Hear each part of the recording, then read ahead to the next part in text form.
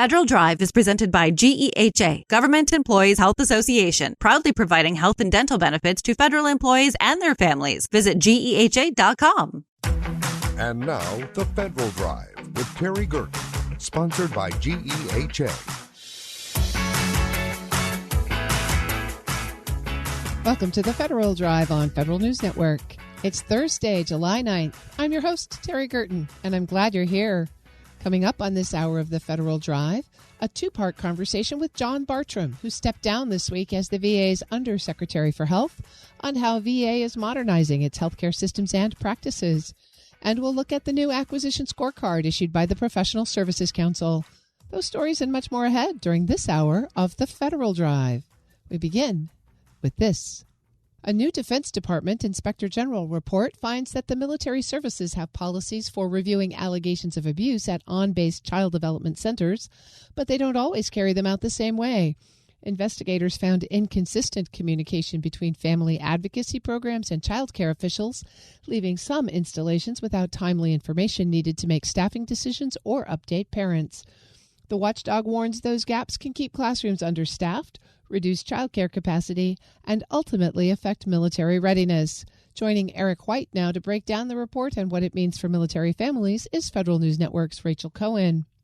So, Rachel, starting from the top, what did the Inspector General find, and what were some of the top-level main discoveries from this report?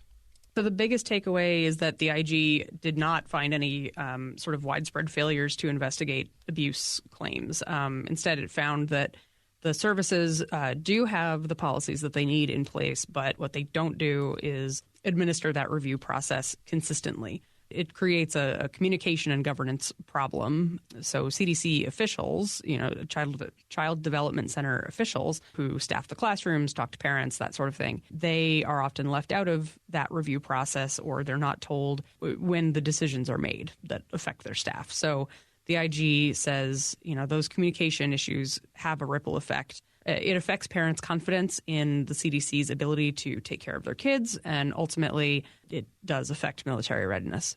Yeah, it seems that communication between different committees and different officials is lacking a little bit. For instance, the Child and Youth Program officials aren't included in Incident Determination Committee meetings.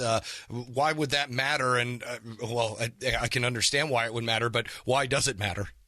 When somebody makes an allegation of child abuse at a child development center, the employee is removed from working with kids, which makes sense, while the case goes through the IDC, or the Incident Determination Committee. But the people who actually manage that daycare often don't know when the review ends or what the decision that came out of it was.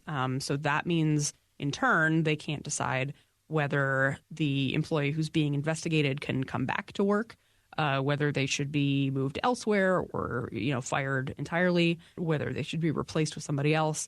Military CDCs have kind of strict ratios of teachers to kids. And so that means even one employee down reduces capacity, right? So that can mean that they have to close classrooms. Waiting lists that are already really long for families get even longer. We're speaking with Federal News Network DoD reporter Rachel Cohen.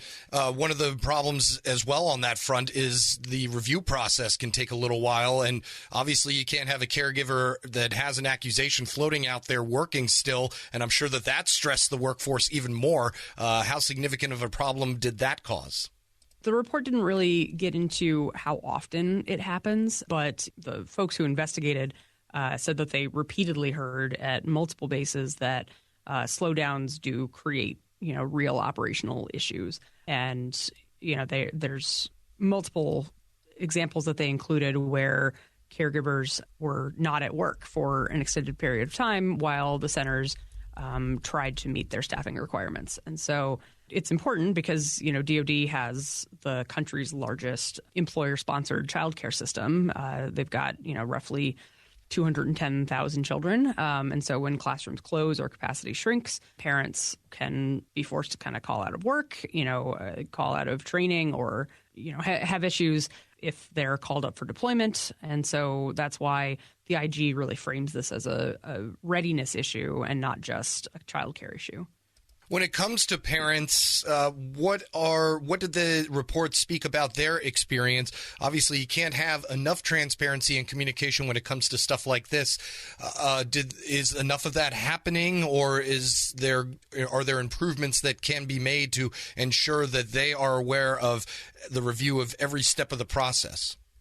I think parents anywhere would say that more communication is always better, right? So this report says parents are usually notified when an allegation is first reported, but after that, things get a lot less clear.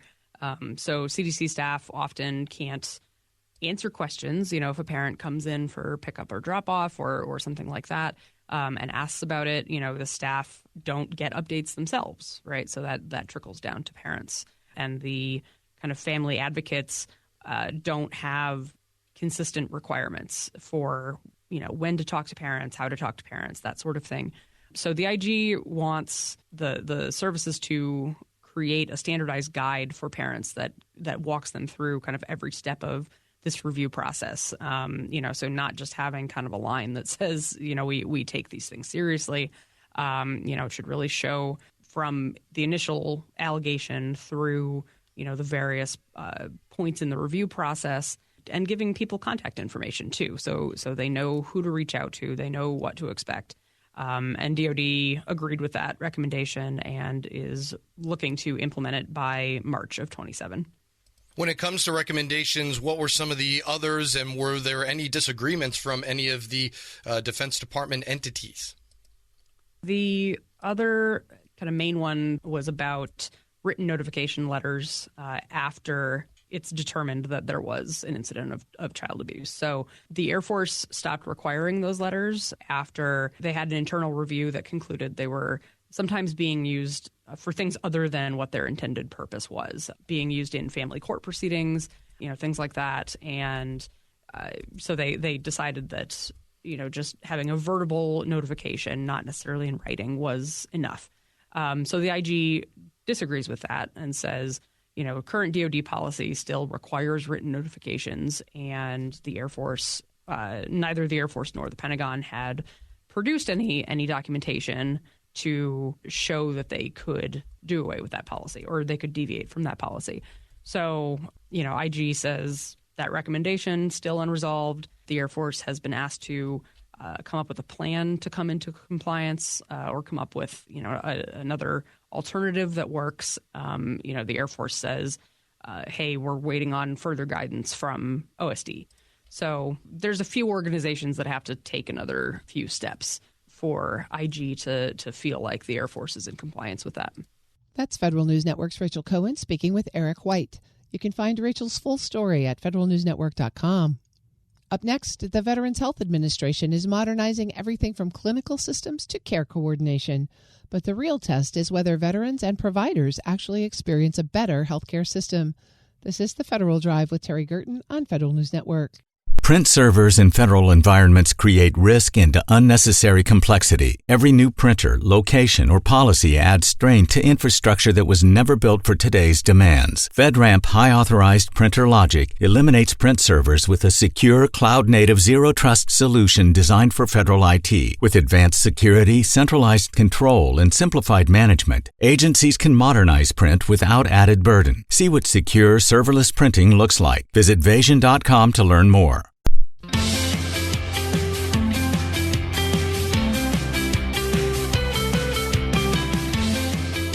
Welcome back to the Federal Drive with Terry Gerton on Federal News Network. For years, VA modernization conversations have focused on systems and software. John Bartram says the more important question is what veterans and clinicians experience when those systems either help care flow or get in the way. I spoke with the VA's departing Undersecretary for Health about where technology can improve delivery across the nation's largest healthcare system. Undersecretary Bartram, it's so great to have you. Thanks for joining me today. Oh, Terry, it's wonderful to be here. Thank you. You have a huge responsibility over there at VA. VHA is one of the largest medical systems really in the world. But we want to talk today specifically about health IT modernization there. So when you think about the entire system and you think about all the IT systems that are part of it, what does better look like? How do you define better? So For me, better means delivering the best health care possible to our veterans because we serve them. And that's what we're here to do. We're here to serve veterans. So over the past few decades, veterans, veteran advocacy groups, Congress, the Government Accountability Office, the Office of Inspector General, independent commissions, and our employees have risen a number of flags. And the primarily one was if VHA does not restructure, we'll fall behind and veterans will pay the price. So the President, Secretary Collins, and I do not plan to let that happen. And so we are fixing that, and we're fixing parts of the system that are broken. And VHA's restructure for impact of sustainable effort, or RISE, aims to address the challenges that face the VHA healthcare system. And so RISE is focused on enhancing veteran care, improving our quality, safety, continuity of care through seamless coordination between direct care and community care service, enhancing operational consistency, which is reducing conflicting policy and care delivering guidelines through standard implementation of clinical and business operations across our entire VHA system, enhancing market-level agility, which is supporting adapting to emerging healthcare trends so that our system is at the forefront of all systems and technologies, and focusing, obviously, on care delivery, redirecting resources to the front line of care. And so we're doing that in a number of different ways. On redirecting resources, we've got this year we're spending roughly $4.8 billion on restructuring and modernizing our facilities. So we have 170 hospitals and we have about 1,300 sites of care. And so spending $4.8 billion on those. But that allows us to spend about $1 billion to enable us to roll out the electronic health record. And so recently I was up in Dayton as we rolled out the next wave of electronic healthcare go-lives. And so Dayton, Cincinnati, and Chillicothe recently went live. We had just, prior to that, rolled out electronic health record in Michigan, and we have sites rolling out here in the near future in Indiana and other parts of the Midwest. You just rolled a whole lot of information into that first question, and so I want to try to pick it apart a little bit and go into more depth with some of those things. You talked about providers and veterans and trying to reduce friction there. Where do you see the biggest friction points in terms of how both providers and veterans engage with VHA through its IT systems? Well, so there's an old saying that if you've seen one VA, you've seen one VA.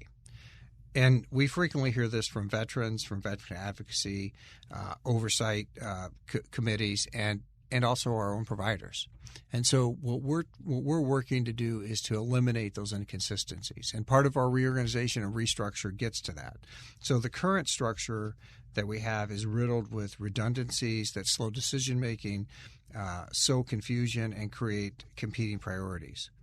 Under this reorganization of VHA, policymakers will set policy, regional leaders will focus on implementing those policies, and clinical leaders will focus on what they do best, taking care of veterans. So that consistency of care is a big theme for you.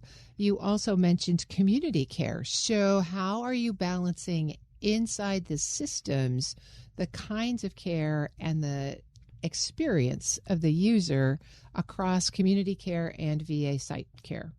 So Veterans Healthcare System is the largest integrated healthcare system in our country, as you pointed out. But let's paint a picture of that. As I mentioned earlier, we operate nearly 1,400 sites of care across the nation. The comprehensive integrated system is 170 VA medical centers. In addition to that, you had mentioned community care. We have our community care providers, which are contractors that provide care for us and care for our veterans outside the system. So we have VA direct care and we have VA community care. By the end of 2026, we estimate that there will be approximately 14.3 million veterans who are eligible to enroll in VA healthcare. As of March, there were 9.2 million veterans enrolled in the VA healthcare system. And we're working diligently to reach out to the approximately 5 million veterans who are eligible but not currently enrolled. And veterans will choose to enroll in us or not enroll with us if they're eligible because they might have other health insurance. They might be a retiree. They might have DOD TRICARE as a retiree. So they have that choice to where they want to get care. But when they're in our system, they also have choice, depending on what criteria they meet and what the wait times are as to whether they use our direct care system or whether they use our community care. But with that said, everything we do is about enhancing veteran care. We're here to serve veterans, and we're listening to their common concerns. With the reorganization, we'll be better positioned to focus on care delivery, not bureaucracy. The result will be more defined roles and responsibilities for our veterans to understand who does what and how they get things done. So our reorganization was first announced publicly in December, and we set out goals of improving health care for veterans, empowering local hospital directors, and eliminating duplicate layers of bureaucracy and ensuring consistency across the system. But it didn't start in December. We actually began the process in March of 2025. And it wasn't developed by the politicals who came in with the new administration. This was developed by VHA leaders, our Veterans Health Administration leaders. They started doing visioning sessions. They did sessions with thousands of veterans employees and veterans providers across the country to look at how should we have our healthcare system look into the future. We studied successful models from public and private healthcare. So we looked at the HCA healthcare system, we looked at Kaiser, we looked at Common Spirit, Trinity Health, the Defense Health Agency, DOW generally, and Indian Health Service. In addition, we evaluated 3 of the most recent VHA failed restructuring attempts to look at what we could learn from those past challenges.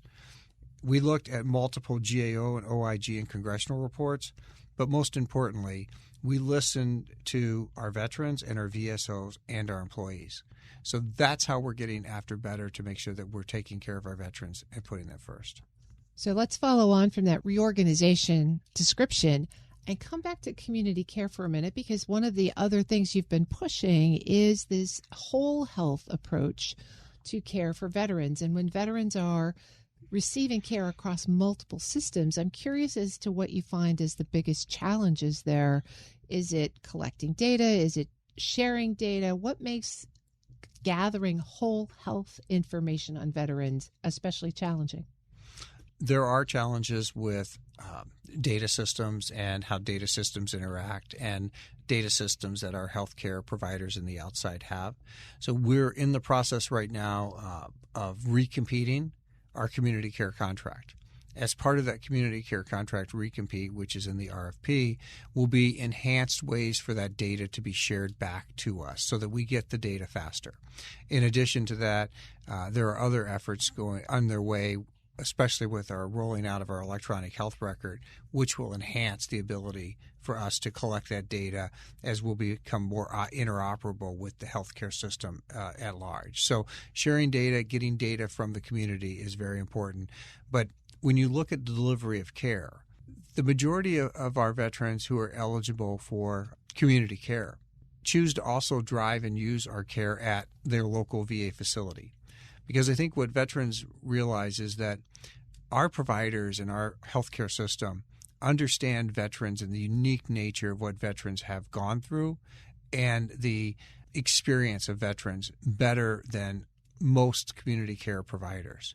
And so while they may go out and do a colonoscopy, for example, at a local provider or maybe get an eye procedure done, they tend to come back more often than not and have a higher reliance on our healthcare system than they do the private sector. So having that coordination and having that information flow back and forth is critical. A lot of times that specialty care they're getting on the community is also related to social and mental health, behavioral health. So as you're putting together a whole health picture of the veteran, how important is it to make sure that you get all of those pieces back into this new now electronic health record? No, it's really important, but I appreciate that question because most Americans, I don't think, realize the wide range of healthcare systems and services that we provide for our veterans. Obviously, primary care and mental health care, a lot of people understand and know that we do. PTSD, those are types of things that we we work with all the time, and I think we have the best programs in the country on those. But in addition, we do services that other healthcare systems don't do, like homelessness. And we have programs where we work with HUD, and we have a HUD-VASH VA voucher for assistant and supportive housing program, which will pair permanent housing rental vouchers with the VA to help veterans and their families to find and sustain housing. And those programs come with wraparound services to where we help the veteran with job skills, with mental health, with substance abuse if they need it, or with geriatric care.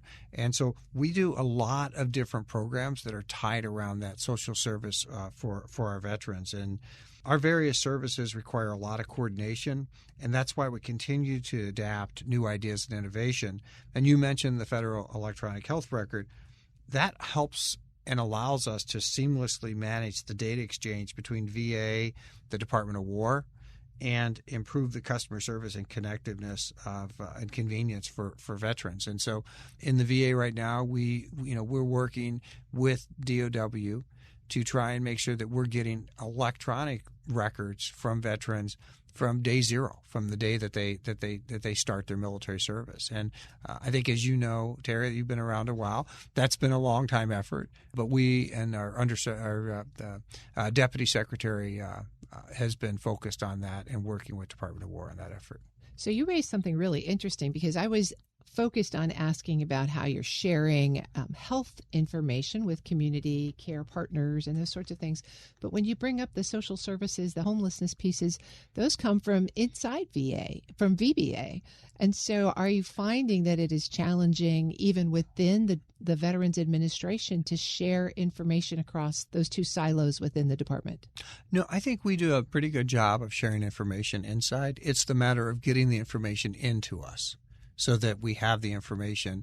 And then as we work on the information on the healthcare side, it's sharing the information as we go with our community. And so as we roll out our next community care contracts, and as we roll out the electronic health record, I think we will enhance our ability to share our information with our community partners and getting that information back more quickly from our community care partners. Let's dig a little more deeply into the EHR. I don't necessarily want to visit the history of it. It's long and perhaps complicated, but let's talk about where you are right now. What are you doing differently as you roll out EHR now that you think increases its probability of success?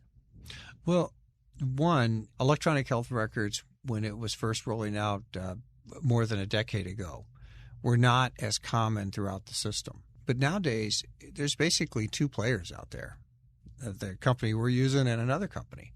And so when you go around to most of our doctors, think about our VHA doctors.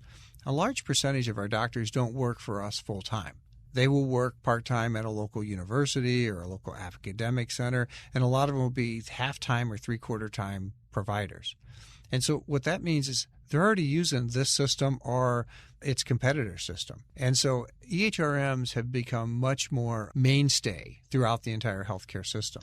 So I think that helps tremendously with ensuring that the adoptions and the acceptance rate among staff. But we're also using super users. And so we're working throughout the country with our users who've been on the system for more than a decade to bring that information forward and for training and enhancing the training, and then also making sure that we have standardized workflows. I think the advantage of these EHRs is to standardize the workflow so that it's consistent across the country. And so I think large-scale systems have to have standardized workflow as they roll these out, and that increases the likelihood of success. The flip side of standardized processes has got to be standardized data. When you think about having EHR maybe in its fully deployed state, you're going to know a lot more and have access to a lot more information about your veteran clients. How do you think that data will change the practices, the focuses, the content of VA medical care?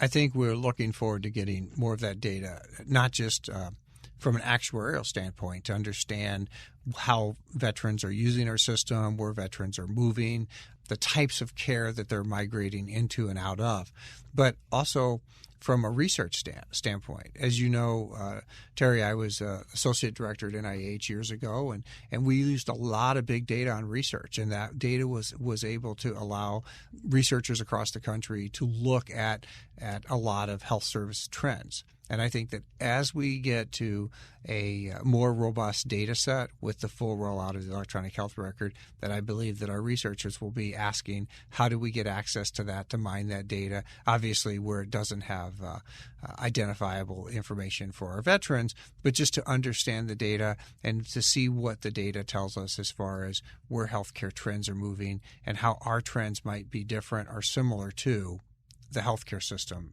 in the country at large. I know the EHR is the biggest rock in your rucksack, but what other sorts of IT systems or modernization are you looking at or have in process that are going to improve both the user experience and the provider experience? So one of the systems that we have recently adapted throughout the VHA system is what's called AI Scribe. And so Ambient Scribe runs in the background of primary care in a lot of hospital systems and a lot of doctors' offices around the country.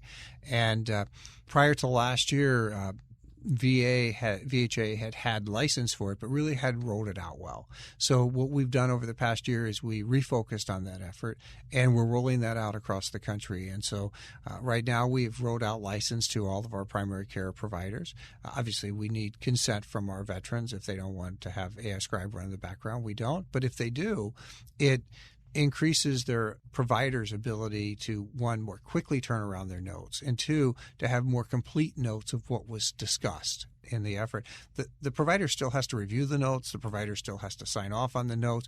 It just saves them from all the time of typing it, which reduces the burden on the provider, but also, I believe, gives our veterans a more accurate view and more robust information than they've had in the past. And so we're looking at how do we roll that out to other parts of VHA.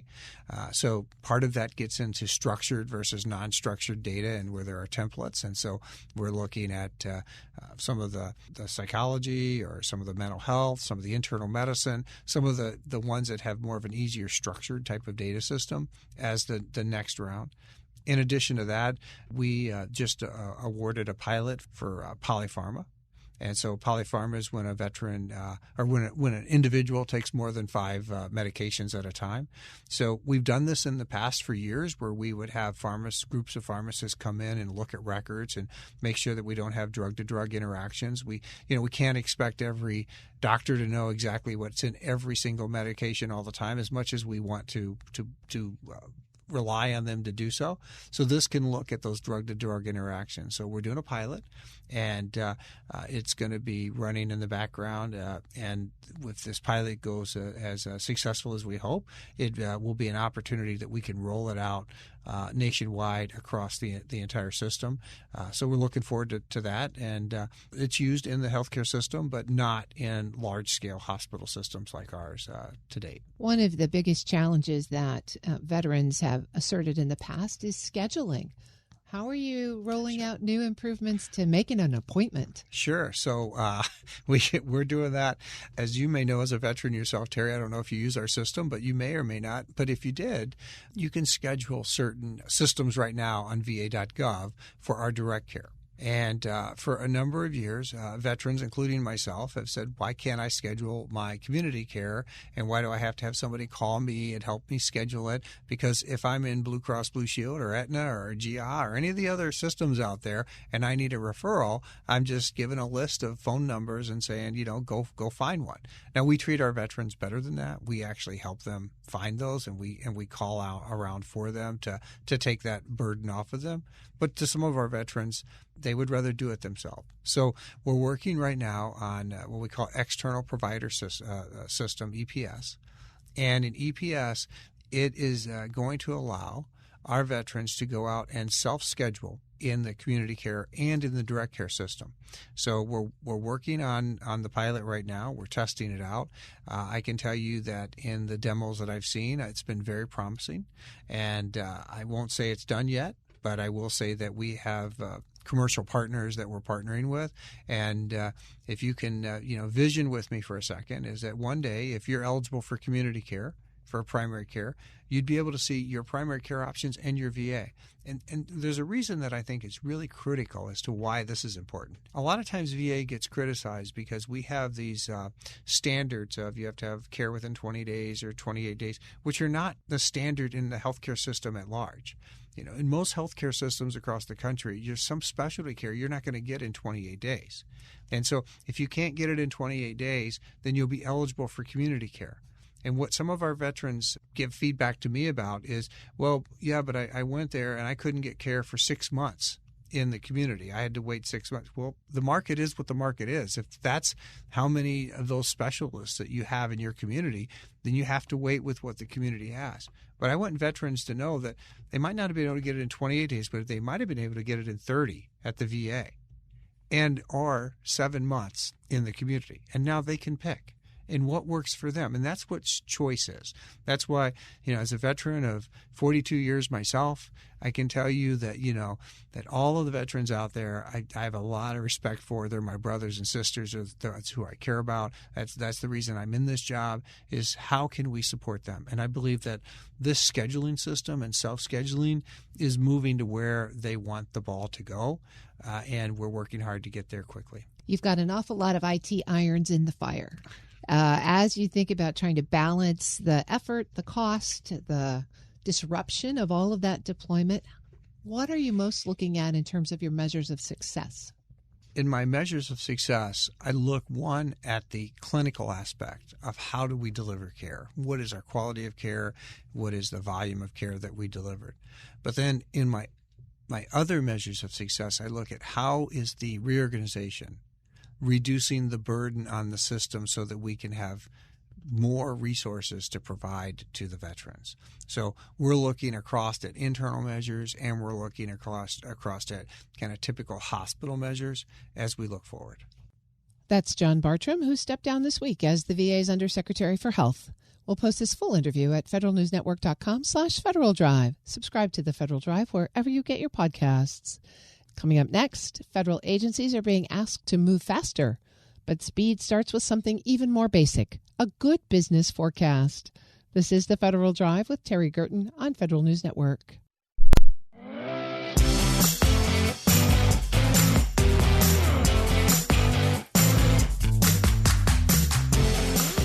Welcome back to the Federal Drive with Terry Gerton on Federal News Network. When agencies define requirements clearly, industry can respond with better solutions and fewer surprises. When they don't, costs rise and timelines slip. The Professional Services Council has been measuring those trends and recently issued their new acquisition scorecard. PSC's CEO Jim Carroll joins me now with more details. Jim, it's great to have you. Thanks for joining me this morning. Thank you, Terry. It's good to be on. You guys are just coming off a big event before the 4th of July holiday. PSC held their annual Federal Acquisition Conference. What were the big themes in the room this year? It was a great conference. It was the best attended conference we've ever had. And I think that's a reflection of really what's happening in the acquisition space. The upheaval, I would say, of the first year and a half or so is beginning to calm down. The administration is falling into a groove of understanding that smooth acquisition is necessary. And while there are still bubbles of working with the government officials to actually get contracts awarded, there's clearly an understanding of the need to move faster in terms of making decisions and leveling the playing field, I would say. There's still work to do. There's always work to do. That's why PSC exists, to educate not only our members, but government officials. But this acquisition conference was really interesting. We did release our Federal Business Forecast Scorecard at the acquisition conference. And, that's our annual review of what government agencies are performing the best in this space. And so we had good examples, I would say, of government agencies that really stood out and are doing a great job. And we just need the rest of the government to emulate them. Well, tell us a little bit more about the scorecard. What are you looking at? What indicates good performance? It's a lot of work that goes into it. We assess 15 key attributes in terms of how easy it is to even search for bids, acquisition information, updated modification dates, simple things such as contract vehicles, contact information, and even timelines of when they expect to make awards. Pretty simple categories, but not all government agencies do it as well as the two that we identified as particularly good examples. And who are those exemplars? Boy, I feel like we're opening the envelope for the Oscar Awards. There are two that we congratulate. One is CMS. They really have a great forecast. I call it a spreadsheet that really can deliver value to companies that are interested in bidding on contracts. The other one, and maybe this doesn't come as a surprise when you've seen such a successful Artemis 2 launch and the excitement about Artemis 3, is NASA. NASA really was recognized for agency-wide forecasting, letting companies drill down into some of these contract availabilities, but really being forward-leaning into working with companies to make these awards, these contract awards. And so we were very happy to recognize CMS and NASA for their work, and we have close relationships with those two agencies. And so it was really, in some ways, it was really fun to give a special shout out to those agencies and those government officials. And Jim, what separates NASA and CMS from other agencies? What do they do differently to create these forecasts so that companies can have a better idea of what's going to come down the pipe? Yeah, I think it all comes down to communication, a willingness to talk, to explain what they want. And what CMS and NASA are really doing is, instead of saying, we need this particular service, they're doing a very good job of saying, here is the problem. What services and solutions do you have to help us with this problem? It's an open-minded discussion of how can we as an agency deliver better value to the taxpayer. And that allows the PSC companies, the government contractors, to interact directly with the decision makers to give them exactly what they want, what they feel like they need to deliver success.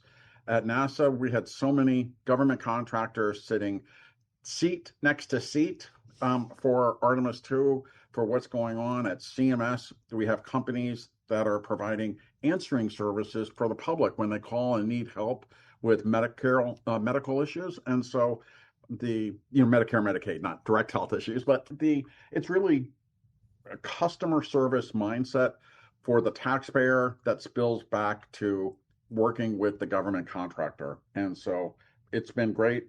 It aligns closely with something OMB released about 2 years ago, the Strengthening Federal Procurement Forecast. It's what we have highlighted to our members, and it's part of the services and value that we provide to our members and to the government from these interactions. And so maybe it's no surprise, but we're very happy that it was the largest attended acquisition conference. Hundreds of government employees, government decision makers, high-ranking government speakers, and just great participation from companies, from the C-suite to the contract officials. Jim Carroll is the CEO of the Professional Services Council. Well, Jim, with all of that conversation on the table and the business forecast scorecard coming out, what do you see as we look forward here, the messages from the administration to industry about how these processes are going to play out in the coming months? Boy, the coming months. It's hard to imagine, Terry. We're a little over 80 days left of working days for Congress, and the target end date of December the 18th means there's a lot of work to do in Congress. They need to pass the NDAA. That is one of the ways that government contractors provide services. We've seen some really good meetings lately, especially at DOW. We had member companies meeting with Secretary Hegseth last week. Those meetings, I guess about 10 days ago now, those meetings went very well, directing the cutting edge companies to be able to provide the best services, both in magazine depth as well as the latest services to help the Department of War. And when the NDAA is not passed, if there's a government shutdown, God forbid, what happens is these contractors that are providing integral services they are not getting reimbursed for the work that they are doing.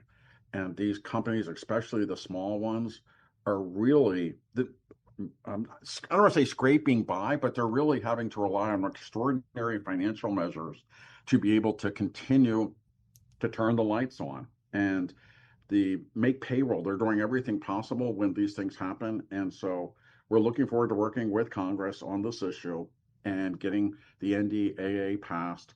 There's work to do. There's clarity on some things that need to be addressed.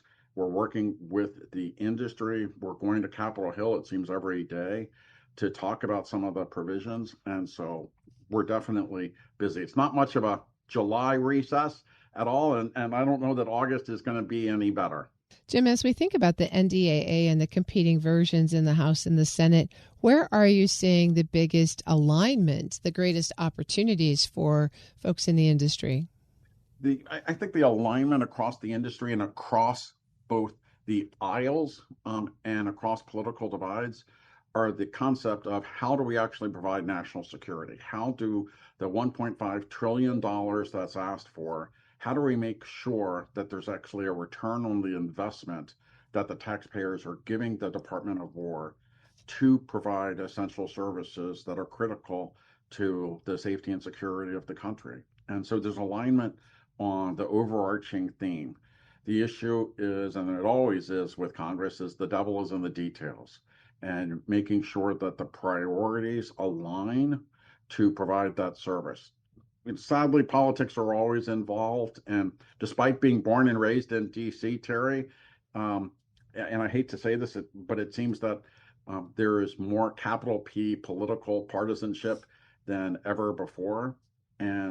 But there are some good members of Congress that understand this on both sides of the aisle, and we're working with them to help build contingencies of individuals members of Congress, who want to work with federal contractors to deliver best in kind awards, contract awards to provide these services. We have some amazing government contractors that really love the country, love the services they provide, and think of themselves as true government servants. And so we just need to keep, our eyes moving forward, keep looking to Congress to pass some of this legislation and work with the administration on realistic goals.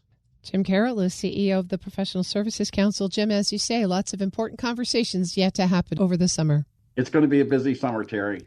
Thanks for joining me. We'll post this interview at federalnewsnetwork.com/Federal Drive. Subscribe to the Federal Drive wherever you get your podcasts. An overhaul to the federal workforce's performance management system is now set in stone. A final rule from the Office of Personnel Management removes a previous ban on using force distribution systems. It also prohibits employees from challenging the ratings they receive. OPM's new rule marks the first major update to performance management in decades. Here with more is Federal News Network's Drew Friedman. Drew, thanks for joining me. Thanks for having me, Terry. This rule is now final. What really changes here? Well, a lot of things are going to change under this final rule, and a lot of this was expected from OPM's proposed regulations earlier this year. But a couple things, as you mentioned, one of the biggest changes is removing that ban on a force distribution system. So what that's going to do going forward is require agencies to limit how many employees can receive a 4 or 5 on the 5-point rating scale for the federal workforce. There will be no limits on how many employees can receive lower level ratings, however. There's also some other changes to eliminate level 2 of that 5-point scale, which is one of the 2 unsatisfactory levels. OPM just says that it's removing it because it believes it's redundant. There's also removing the ability for employees to contest their performance ratings through grievance and arbitration proceedings, which are typically done through a federal union representative. That's no longer going to be a possibility for employees under this new final rule. A couple other things is that OPM is going to have to review agencies' performance rating systems and how well they're implementing these changes every other year. And then supervisors are going to see some changes as well to their own performance reviews. They'll have to complete additional training. So the list is pretty long here, but it's really just a full overhaul of the performance management system in government. And as you said, this has been coming down the pike for a while. What was OPM's justification for a really comprehensive overhaul here? It definitely comes back to some common talking points that we hear from the Trump administration about federal workforce policy. For example, they're talking a lot about driving what they call a culture of accountability and just trying to hold federal employees to higher performance standards. They also have talked about what they say is persistent rating inflation of federal employees' performance over time. They've pointed to some older reports from the Government Accountability Office and the Merit Systems Protection Board that show there's a large majority of federal employees who receive high ratings on their performance reviews and relatively few who receive lower or unsatisfactory ratings. And OPM, their argument using that evidence says that employee performance ratings, therefore, don't really reflect the true breakdown of federal workforce performance, and there needs to be a more rigorous process, rigorous system for making clearer distinctions between levels of performance between employees. Walk us through the steps of getting to this final rule. Well, we did have the proposed regulations earlier this year. As I mentioned, this wasn't a total surprise to see the final rule come out, and there were relatively limited changes between the proposed and final regulations. But we've also seen more broadly some changes to performance management systems. For example, a separate final rule for the senior executive service and making some similar changes there. And then also this is really just building on initial guidance in 2025 from the Trump administration, which had initially told agencies to begin limiting top performance ratings and also implementing a system of faster discipline for employees who are deemed poor performers. So there's really it's a part of a larger effort towards just making stricter performance ratings and changing the system overall here. And as this process has moved forward, what has been the reaction from the federal community? We've heard a lot of concerns from public commenters on the proposed regulations, for example, from different employee organizations, different federal unions who worry about a lot of negative consequences of these changes. They talk, for instance, about issues coming down on morale, coming down on productivity, teamwork between employees, and just having a real negative impact on the workplace culture. There's also concerns about the forced distribution system and just requiring essentially certain numbers or amounts of employees at the top levels could lead to unfair comparisons between employees, could lead to some subjectivity or bias, even some politically motivated types of reviews for people. And then also concerns of a loss of due process. So by removing the arbitration and grievance proceedings, some of the unions were arguing that would essentially remove what employees have a right to do, which is to be able to challenge a performance review that they believe is unfair or not accurately reflective of their work. So really just overall a lot of concerns across the board there. And then also that there may be some legal concerns that this violates the Civil Service Reform Act as well. Well, it's hard to believe we're already in the fourth quarter of this fiscal year, but that means that the rating cycle will be coming up pretty quickly.